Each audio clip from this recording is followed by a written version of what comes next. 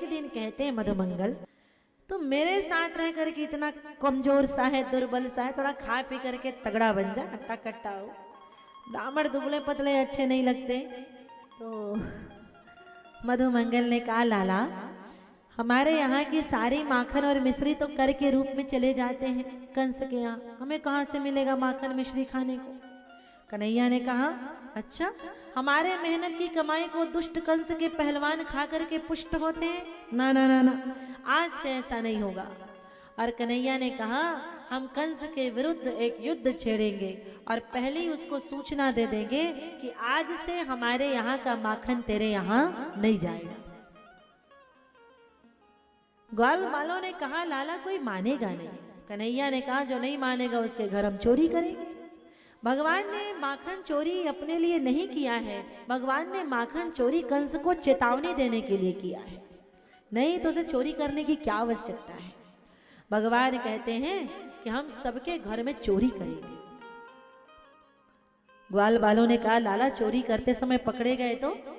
बोले, तुम जब चोरी करोगे तो कफल्लम कफल्लम कफल्लम कफल्लम मंत्र का जप करते रहना, चोरी भी करोगे तुम दिखाई किसी को नहीं पड़ोगे, तो इस मंत्र का जप करना, इधर कोई ट्राई मत करना, कपल्लम मंत्र का कोई ट्राई मत कर लेना। नहीं तो वो कन्हैया ने मंत्र दिया था, वो सिद्ध था भैया, ये हमारे लिए सिद्ध नहीं है। सारे ग्वाल बाल अपने अपने घर गए। दूसरे दिन उसी चौराहे पर मिले, किसी का गाल फूला, किसी का हाथ फूला, किसी का पीठ फूला। बोले, क्या हो गया, तुम्हारी ये क्या दशा है? ग्वाल बालों ने कहा, लाला सब तेरी दया है, तेरी कृपा है।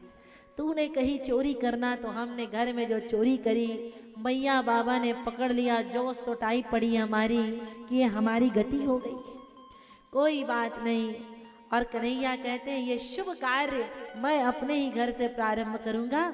और कन्हैया जो है मैया यशोदा के साथ में प्रातः काल जब मैया नहाने जाती है तो माखन की मटकियों से माखन निकाल निकाल करके पाने लगते, चुपचाप जा करके।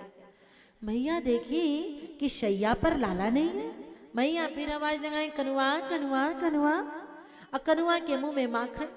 कनुआ ने कहा, भैया जीवन में पहली बार मैंने चोरी किया और पहली बार में ही पकड़ में आ गया, कैरियर बनते नहीं दिख रहा है, लेकिन अब कोई चालाकी दिखाऊं। तो कनुआ ने कहा पास जाकर के, मैया कहती, क्यों रे तू यहाँ क्या कर रहा है? कन्हैया ने कहा, मैया माखन थोड़ा मेरे हाथ में जलन हो रहा था। तू कहती है ना कि माखन से ठंडी वस्तु संसार में दूसरी नहीं है, तो तूने मेरे हाथ में जो कंगन पहनाए हैं, देख इसमें कितने रत्न लगे हुए हैं, मणि है, हीरे हैं, जवाहरात हैं, तो इसमें से ताप निकल रहा था और मैं सोचा अपने हाथ के जलन को कहाँ शांत करूं। तो मैया तू ही कहती है माखन से ठंडी वस्तु संसार में दूसरी नहीं है, बस आया हाथ दे दिया। मैया ने कहा, तेरे हाथ में जलन हो रहा है लाला, पर जरा ये बता तेरे मुंह में कौन सा जलन हो रहा है? यहाँ तो कुछ मड़ी नहीं है। अरे मैया कैसी बात करती है, तेरे हाथ का माखन तेरे लाला के हाथ में है, तो क्या मैं उसे जरा सा पा करके देख भी नहीं सकता? मैया हंसी। कन्हैया समझ गए, भैया मैं पास हो गया। अब निकले, बोले चोरों का मैं सरदार बन गया। निकले भगवान वहां से नंद भवन से, सारे ग्वाल बालों को बताया, मैं पक्का चोर बन गया, चिंता की कोई बात नहीं। ग्वाल बालों को लेकर के कन्हैया एक गोपी के यहाँ गए और गोपी का द्वार खटखटाया। गोपी बाहर निकली। कन्हैया एकदम उदास मन से कहते, देख ना गोपी, आज मेरी मैया ने मुझे सोने नहीं दिया, सुबह के 5 बजे तेरे घर भेज दिया। गोपी ने कहा, लाला इतनी भोर में तू कैसे आया?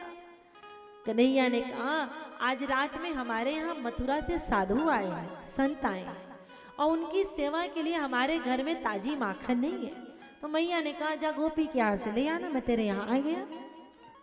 गोपी ने कहा, अरे संतों की सेवा से तो धन पवित्र होता है, घर पवित्र होता है, मैं अब भी लेकर के आती हूँ ताजी माखन की मटकी, और हाँ इसे वापस करने की आवश्यकता नहीं है, मैया से कह देना। कन्हैया ने कहा, करूंगा भी नहीं, चिंता मत कर। गोपी लेकर के आई माखन और लाला के हाथ में दे दी, और जैसे ही द्वार बंद किया, कन्हैया ने कहा, जिसके घर की वस्तु हो उसी के घर के सामने खाई जाए तो फिर चोरी नहीं कहती, फिर ये भोज कहा जाता है। तो तुम ग्वाल बालों सब यहाँ लाइन से बैठ जाओ और मैं तुम सबको प्रसाद परोसता हूँ। माखन और मिश्री परोसने लगे, सारे ग्वाल बाल पाने लगे। तो माखन की आवाज आई पट पट पट पट की और मिश्री की आवाज आई कट कट की। गोपी का माथा ठनका, भैया वो नंद का छोरा आया, जरूर कोई बड़ा गड़बड़ है। जैसे ही द्वार खोल के देखा तो सामने सारे ग्वाल बाल माखन मिश्री खा रहे।